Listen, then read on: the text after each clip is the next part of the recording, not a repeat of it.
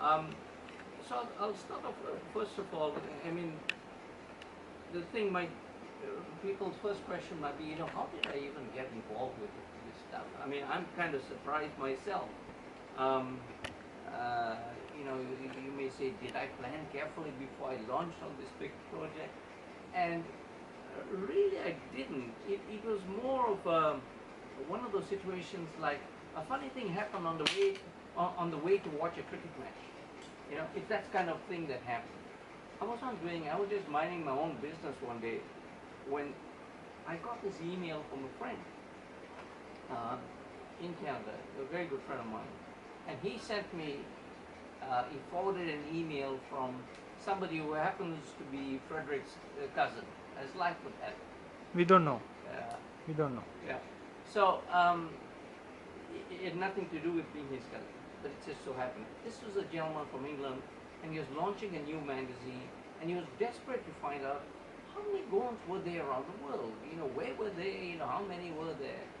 And this friend of mine got this email from this guy, Milton Rodriguez, and I'll stand. You can sit also. Yeah, Whatever you're comfortable no, with. I'm comfortable standing. I'm an old Boy Scout. I like walking around. And so he thought that if anybody knew something, it would be me, because both of us have been presidents of the Goan Association. I've done something which I'll talk about, some statistics on the Goan community in Toronto. So he said, let me ask. And what I'd done, to segue a little bit, I'd done a survey for the Goan Association when I was vice president one year. And we just wanted to ask a survey about what's going on in the community. What do you think about being in Canada? What's your relationship with the police? How do you think that we as a Goan association do? And of course, some of their responses are quite interesting. One of them said, the whole committee sucks. So anyway, I published that. The whole committee sucks. It wasn't flattering, but we said, we're going to let it hang out. So we did this survey, and I got some interesting things from it, besides all the comments we wanted. One thing I knew, I found out, what's the average family size? That's one little statistic. So I kept it to one side, didn't do anything with it. Then I started campaigning to become president of the Goan Association. And as life would have it, I said, how do I do this? And then I said, let me start going into people's houses that I don't know. So I told Pastor Woodrow, invite me to your house, even if I don't know you, let me come, let me quietly listen and so on. I want to hear what people say. And by doing this, incidentally, I found out how many people don't belong to any association. At that time, we had the Goan Overseas Association, and we had the Canada. The Canada were primarily Goans from Pakistan. The Goan Overseas Association was mainly East Africans and Bombay people. Of the Goans? Of the Goa. Sorry? No, there were not that many people who came straight from Goa. Very few at that time. A lot more since. And a lot of other cities. So I asked people, are you members of any of the associations? So now I know how many are not members of any association. So now I got a multiplier. It was, for example, half the people at that time, half. A lot more now, were not members of either association. Well, I knew the membership of both. Now I had this average family size for each person, and I was able to multiply it, and then multiply by, and then double it because of the fact that they didn't belong to any association. And I got the first estimate of the Goan population in the Toronto area. So I slept with this for years, which is probably why my friend forwarded this email to me from Milton Rodriguez. And my first reaction was, well, nothing exists. It's not there. But I toyed around with this. I wondered about this. And, I'm the kind of person, I look at the Goan communities around the world with great interest. I thought about things like, and I put some notes myself, I'll show you what really triggered this. For example, my experience around the world, my father was born in Goa. He was from the village of Moira. He heard some of us talking about it. And I'm sure some of you all people say, that explains it. Money cars are so crazy. They don't know that they're going to fail, so they try. Okay, and maybe that's true. We're too stupid to know that we're going to fail, so we try. So he's from there. My mother grew up my mother was born and raised in Malaysia, in Kuala Lumpur. Of Goan parents. But over there, her parents were very musically minded. My grandfather had an orchestra in the time of the silent movies and all. So they were there. What also I looked at is, I think back and I used to wonder about many things as I was growing up. First of all, why were there so few Hindus in Uganda? Okay, I never saw Goan Hindus. I shouldn't say never saw. We had one, and I wondered, why is it? I didn't ask him. Dr. Amonkar? Sorry? Dr. Amonkar, Suresh Amonkar?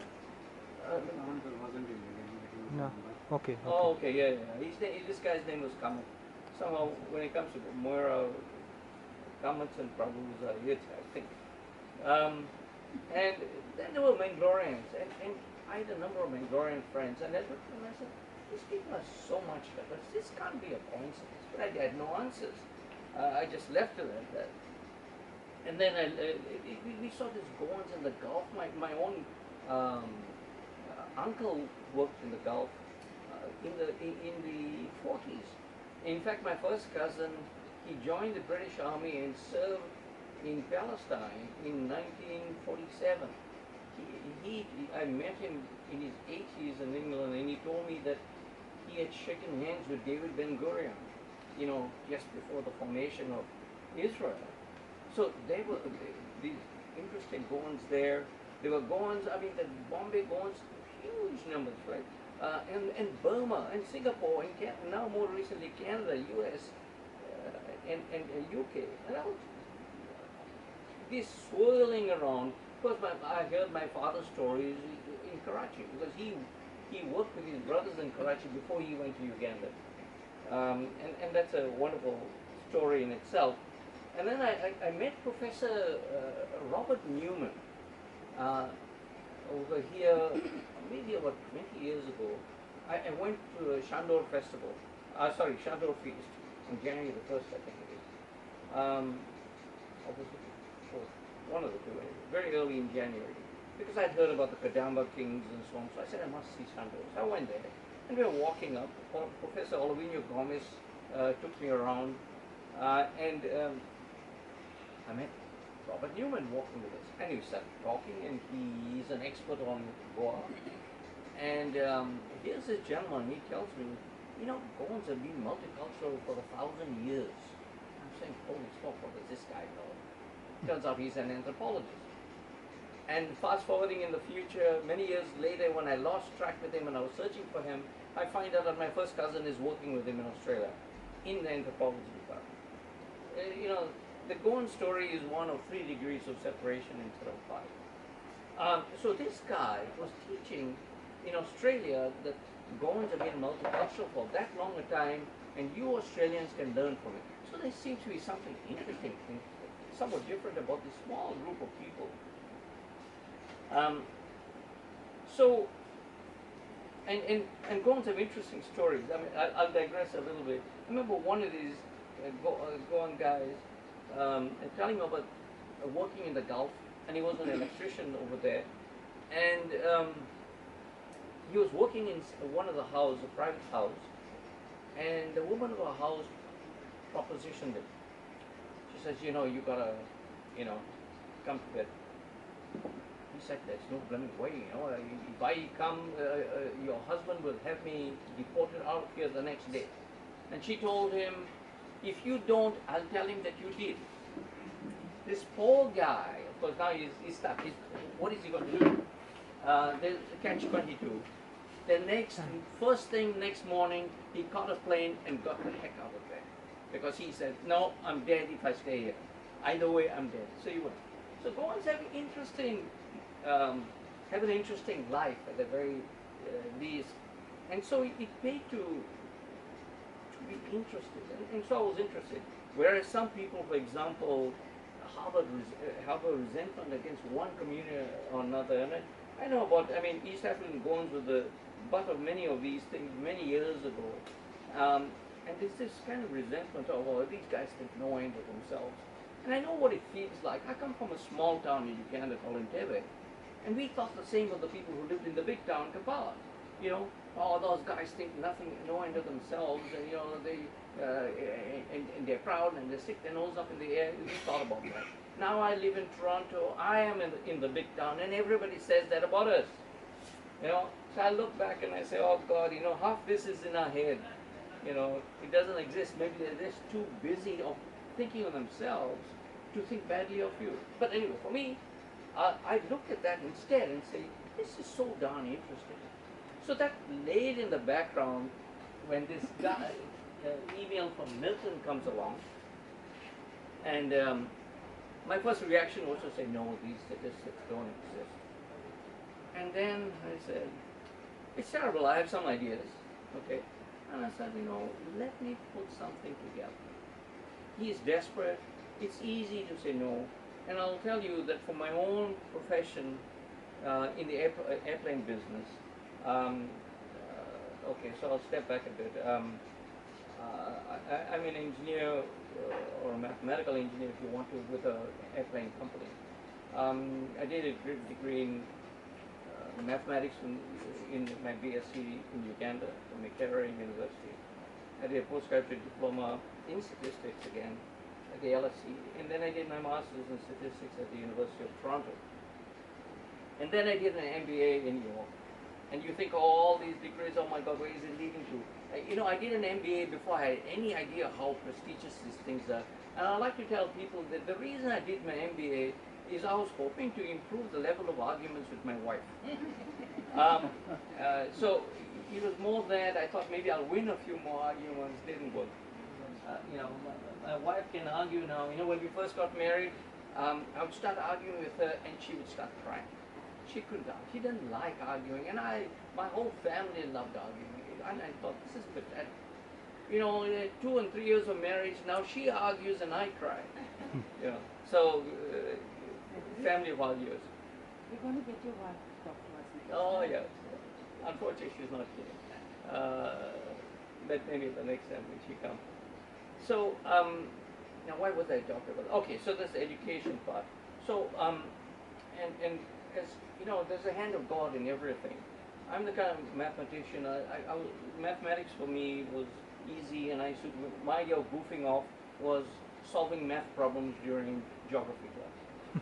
But I went to university and had a great time, and there were no parents around, and I partied. And we didn't have semester systems. You could go for 2 years without studying, and I did. And ended up not doing anyway as well as I should have. I got my honors degree, but barely. People were shocked that I got a lower second.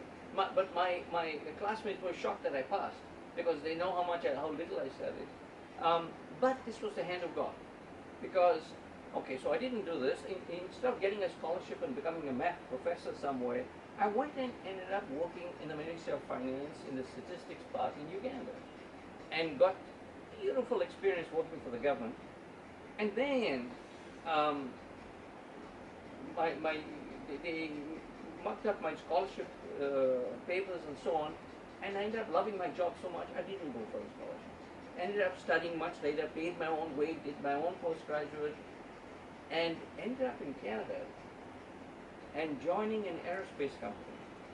And I say the hand of God because even though I had left Africa, Africa didn't leave me.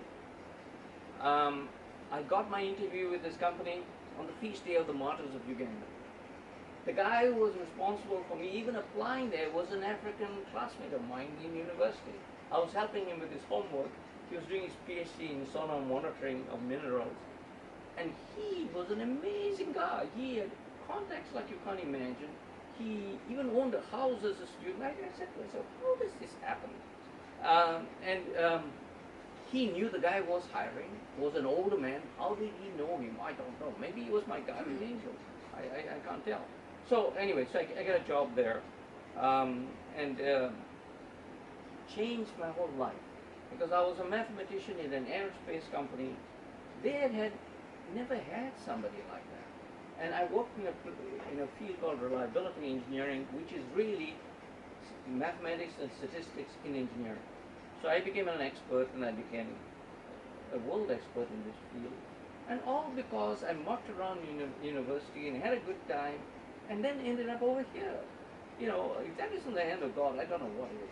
And I ended up changing that whole industry in the way of analysis. Now, one of the things we did in this analysis, and this is why I'm telling you this, is we had to respond in a technical way to responses from our customers. They would ask you impossible questions sometimes, and you had to respond, and you had to respond in a manner that satisfies their need rather than what they ask. Remember, sometimes they don't know what they need. They don't know what they want. They don't even know what to ask you. But from listening to them, you've got to try and figure out, I think this is what they need. This is what they want. Let's try it. That's why, somebody saying giving the customer what they want doesn't always work, because they don't always know what they want. So we got used to this idea of being very inventive in how we responded to a customer, what kind of analysis. And we got a reputation of squeezing blood out of stone. So we've got, that's one of the biggest advantages of this company of ours, Bombardier Aerospace, which by the way flies in India. SpiceJet, if you've ever flown, they have the smaller jets are of ours, and I worked on analyzing all of them. So people got used to asking us, and we got used to responding, and our management got used to expecting answers of impossible questions. So we got used to this thing. It became like smoking drugs almost, where you got into a high by, here's your hard deadline, okay?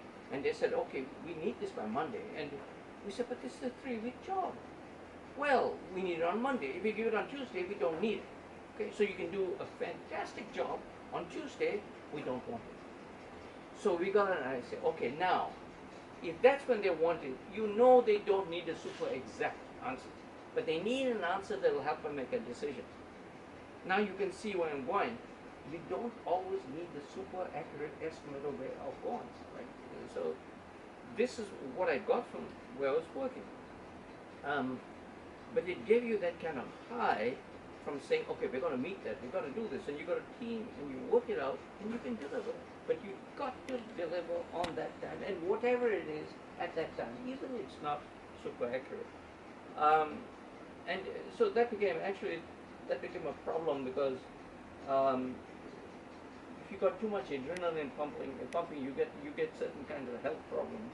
I found out many years later, and some of the problems I've got are akin to a doctor working in an emergency and nurses working in an emergency, I'm told. So I'm out of that now. But now coming back to these Goan numbers, so we got used to this idea of working on impossible things. So when he comes and asks, I said, let me put something down. Let me see if I can do it. And I work well under pressure. In fact, that's the best time. If he had given me 6 months, I probably wouldn't have done it. But he gave me 1 week, at least I perceived. And yeah, I could do it. 1 week I can do it. 6 months, no, I can't do it.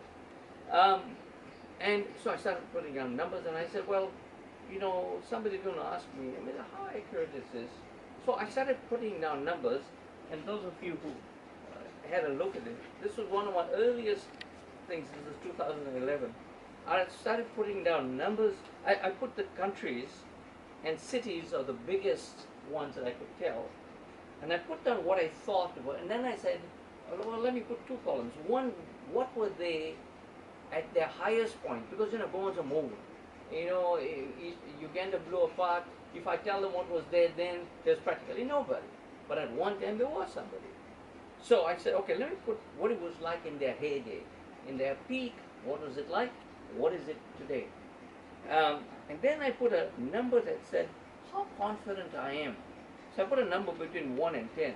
So if I said 4, you know that, oh God, this is not a good answer at all. But I said I must put something there. And 5, so 7, I'm beginning to get more accurate. If I'm 10, okay, that's super accurate. That must be a census number. And the only one that'll get 10, oh, I found another. Well, the only one that'll get 10 is Goans and Goa, of course, because there are censuses here. So you can tell. But now I got a 10 for Mangalore, because at least for the Christians of Mangalore. Why? We just check in Mangalore and see how many Catholics are there registered in the church. I know exactly. Okay. Because even if they are converts or something from the neighborhood, they've been so much intermarriage, they are Goans. So it's that kind of question. Now, of course, buried in this, which a question might ask, but I think is very important, is who is a Goan? You know, that becomes a question. And I think the earliest time I saw the question was in a book by Priolkar, where he had a book on who is a Goan. And I kind of took my cue from them. And this is something that the Goan Overseas Association of Ontario took, which is a Goan is somebody who had at least one person domiciled in Goa, however long ago. Our idea was, if you consider yourself a Goan or part of you is Goan, who are we to say? That means you got the sensibility. And it's like Remo says, you know, it's a state of mind. So we took the broadest view, and I took the broadest view I could think of. So I would include people who may have left Goa. May have, for example, during the conversion time here, a lot of people left Goa and settled around, and I would consider myself. That could be the broadest term of what is a Goan. Certainly the people who are from Anglo, now we've got history books, you know. Alan Machado and a couple of others have written about it. And it's incredible to me how clear it is they are Goan origin, and yet how few Goans and how few Mangaloreans knew this. To me, this was a sure sign that Mangaloreans were Goans, because they were just as ignorant of their history as Goans were. Now, of course, a big thing has changed. Now people are writing, and now people are more aware. But it's still not absolutely clear. You still got to put that number out there, who it is that's a Goan. So the Mangalorean part was clear. What is not so clear with some parts, there are also a lot of Hindu Goans in Mangalore. And I was told that really, in their case, it's easier to tell their Goan origin because of their village gods. They were still, you know, very attached. So they could trace themselves to Goa a lot easier than the Mangalorean Christians do. But the numbers are different issue. I would look at somebody like Cliff Richard. I mean, you don't never think of Cliff Richard as being Goan, but he is. He's got a great-grandmother who's from Goa. He's named her. He didn't say he was Goan, but he said his great-grandmother was from Goa. But you always said he was Anglo-Indian. Oh, he is Anglo-Indian more. Okay, so he's got more Anglo-Indian blood than Goan blood. But from our point of view, as I said, if he came to Ontario and said, I want to be a member of the Goan Overseas Association, we say, yes, you qualify for a full voting membership with us. We've got one member who was domiciled in Goa. That's our broad definition. Somebody may choose to put a narrower definition. If you're going to say, who's going to vote in Goa, that's a different issue, right? Then you've got a different definition. We don't have that. So from my point of view of numbers, I took that broad definition of what it means to be Goan. And then once you got the big number, you begin to say, how am I going to use this information?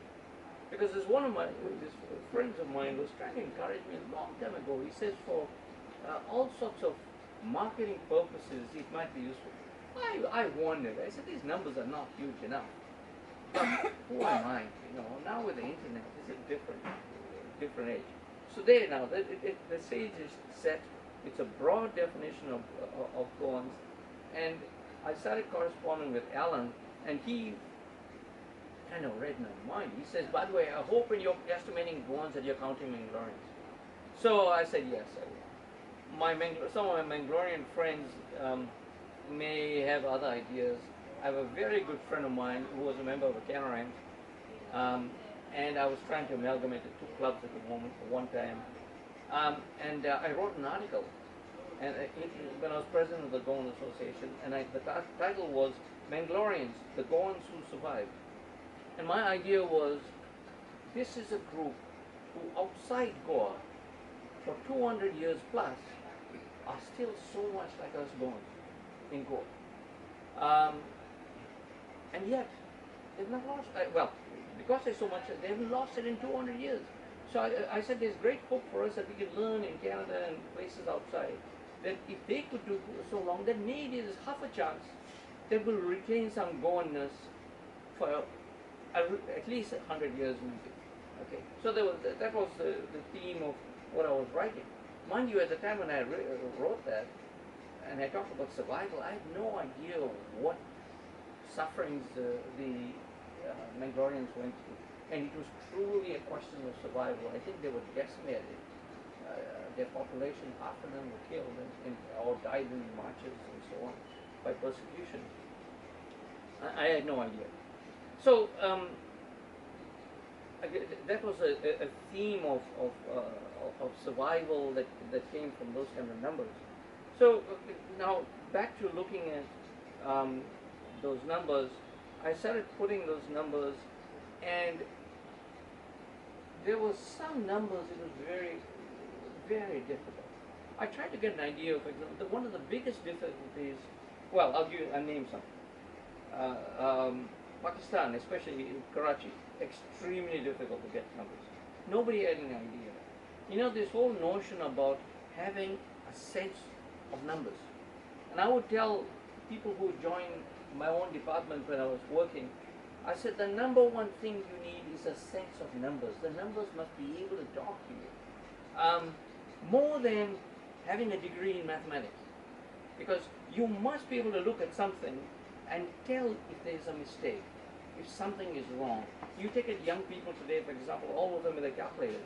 You tell them how, if you've got to multiply, 50 by 50, what's the answer? Is it 250? They'll say, yeah, it could be possible. They have no idea. Why? Because you've got to put it in the calculator. They don't know that 50 times 50 has got to be in the region of 2,000 something. Oh, but sorry, it's 2,500. It's in that order of magnitude, right? That order of magnitude should tell you that if you buy 50 things and each one is 50 rupees, and you give a certain amount of money, how much change you might get back, and if the guy is giving you too little or sometimes too much, people give you too much change. Most people don't want to look at it, but you must have a sense of numbers. Now, very few people, I noticed when I was looking for these numbers, very few people have a sense of numbers. So I asked people from Karachi, for example, what's the population of Goans? Is it more like 4,000? Is it more like 40,000? What is it? No idea. I don't know what it is. They might tell me there are so many members in the association, but they didn't have an idea to tell me that. And people are afraid to make that step. I suspect. And the reason is, most people don't want to appear stupid. They don't want to say it's 4,000 and everyone laughs, say, oh, wow, what 4,000? We've got 20,000 people in our parish. So they don't want to look like a fool, so they don't say anything. I'm guessing, I don't know why. Where I have no problem sometimes looking like a fool, sometimes that's a strategy. And this is a strategy, for example, if you want to get a number of, for example, if they say, how many Goans are there in San Francisco? And nobody's telling me, and they didn't. So I put down a number, okay? So I put down a number of 1,000, say. And lo and behold, I'll put it in print and some guy will say, what do you know? 1,000, this thing is more like 3,000. Oh, I'll say, thank you, okay. Now I got a real number from somebody who's there, more likely to be. So that's what I hope, that somebody would actually show me up and tell me, you got it wrong. There's more likely that somebody will do that than if I ask him and they'll spend the time to tell me. It didn't work. It never did work. Nobody did I ever ask and they say, yeah, I got it.